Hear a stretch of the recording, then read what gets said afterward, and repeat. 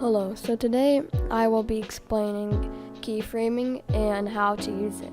So I'm gonna first just take a little clip I got on my bookshelf right from here. Let me find it. Okay, here we go. So as you can see, I have a little clip.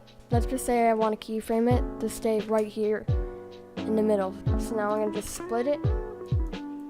And I'm going to take this. We can zoom it in a little bit if we want to.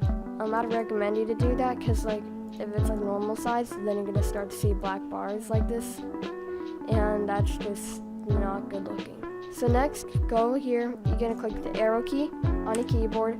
I think that's how I do it. It's really easy that way. And then just wait till it starts to kind of move.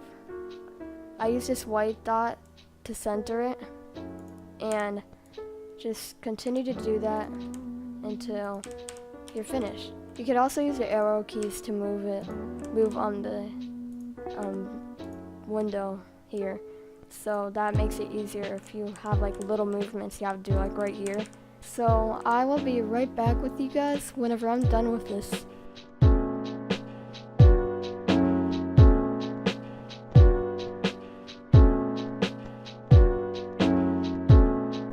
Alright, so I didn't finish the whole thing, but if it's like a really important clip, I'd really recommend you to finish the whole thing.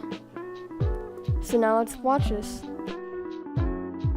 So as you saw there, it looks like the camera was not even moving, but this was a pretty good shot because I did have the camera very still.